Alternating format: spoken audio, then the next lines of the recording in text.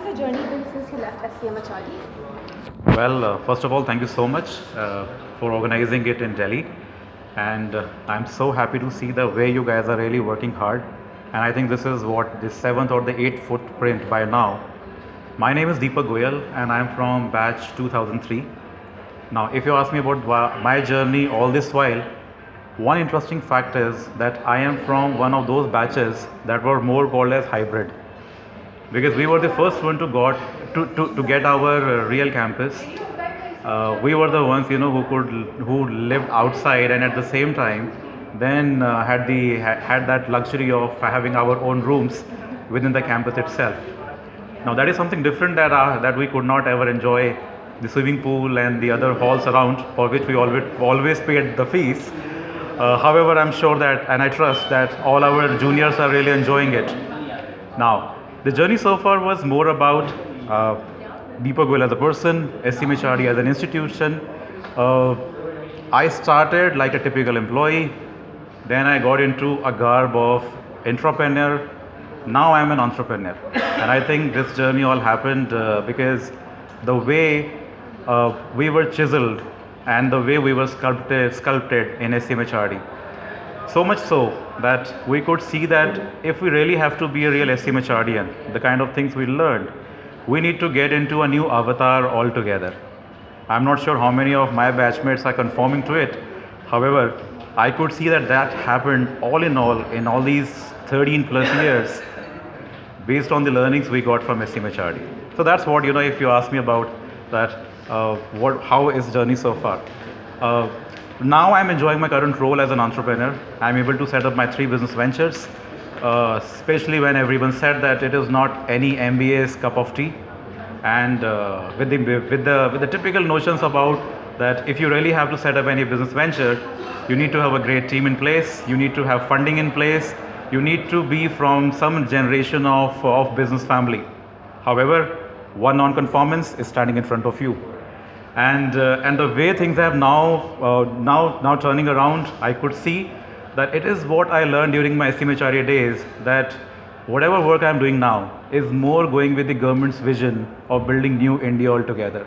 So that's what I call myself also as, that I'm a new gen entrepreneur. So how has SCMHRD helped you in the corporate world? Well, SCMHRD, I would not say in corporate world only, I would say that as a professional, how much it really helped me.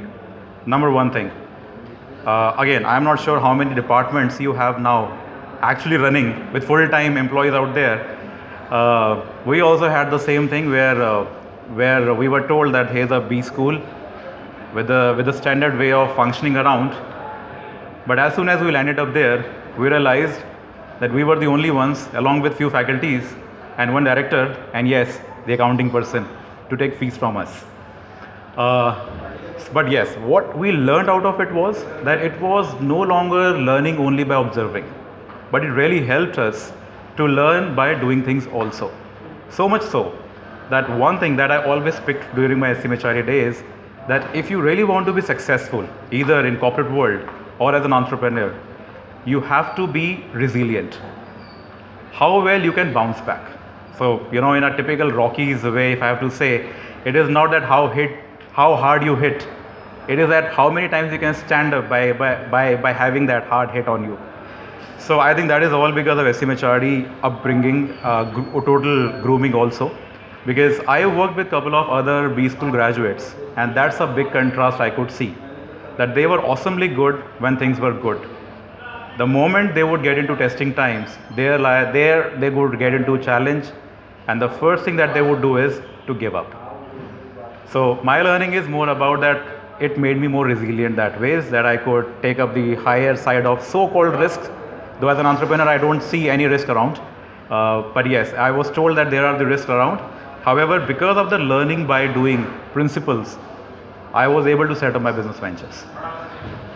So last question is, what message can you give to our current director, Pratima ma'am, so that we can consistently move towards success? See, the message is very clear. If you really have to look at, it's not just about changing the nomenclature or changing the name of the institution by calling it an entrepreneurship B school. Question this to yourself. How many real entrepreneurial activities you are doing at ground level. That is one. Second, what is so different about now an MBA coming out of SCMHRD? We guys are just like any other B school person until there is no emerging skills being inculcated in you guys especially. So again, another question. How many times you've been groomed on digital marketing, e-commerce, Android, mobile-based promotions, crowdfunding, crowdsourcing, waste management, renewable energy sources, sustainable environmental sciences, social businesses. I'm not sure how many of you have heard these terms also. These are the areas where you would see great career, great money, and great scope to grow yourself. So if you really, if you ask me the suggestion, that is a suggestion from my side, that make it a new gen MBA also. So not just the change of name, however, build those center of excellence around, which could really give you not just great employment, but employment that leads you to become a self-employed professional. Thank you. Thank you.